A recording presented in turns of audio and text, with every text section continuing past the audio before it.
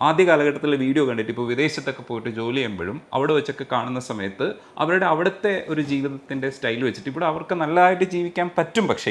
പക്ഷേ ഒരു പല കാരണങ്ങൾ കൊണ്ട് അവിടെ തന്നെ എക്സിസ്റ്റ് ചെയ്യാം. ഇപ്പോൾ സന്തോഷേട്ടൻ പലപ്പോഴും പറയാറുള്ളത് ഈ തിരിച്ച് നിങ്ങൾ ഇവിടെ വന്നൊരു സംരംഭകനാകൂ എന്ന് പറയുന്നൊരു വേർഡ് പറയുന്നുണ്ട്. നമ്മുടെ രാജ്യം അത്രയൊക്കെ വളർന്നു കഴിഞ്ഞു. അപ്പം ഫാൻസിൻ്റെ കാര്യം ഞാൻ പറഞ്ഞതെന്ന് വെച്ചാൽ ഈ ഫാൻസിനെ എങ്ങനെയാണ് നിയന്ത്രിക്കേണ്ടത് നമുക്ക് നിയന്ത്രിക്കാൻ പറ്റില്ല. അത് അവരവരുടെ ഇഷ്ടമാണ്. പക്ഷേ അതിന് വേണ്ടിയിട്ട് വളം വയ്ക്കാതിരിക്കുക എന്നുള്ളതാണ് നമുക്ക് ചെയ്യാൻ പറ്റുന്ന കാര്യം.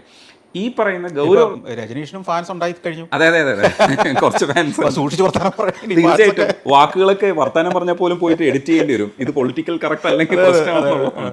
അപ്പോൾ ഈ ഫാൻസിനോട് നമുക്കൊന്നും പറയാൻ പറ്റില്ല. പക്ഷേ ഈ പുറത്തു പോയ ഫാൻസ് ഉണ്ടല്ലോ, യഥാർത്ഥത്തിൽ ഒരു ഗുണകരമായ ഒരു ഫാൻസ് ഉണ്ട്.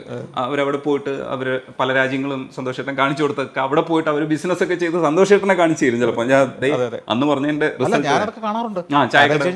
അവർക്കുള്ള ചില അനുഭവങ്ങൾ നമുക്കുണ്ടായിട്ടില്ല. അതെ, അവരവിടെ സ്ഥിരം ജീവിക്കുന്നവരാ.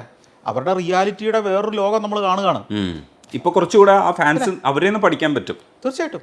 അല്ല, ഞാൻ ഫാൻസി എന്നല്ല, ഞാൻ ഏറ്റവും അപ്രീഷിയേറ്റ് ചെയ്യുന്ന ഈ വ്ളോഗർമാരെയാണ്.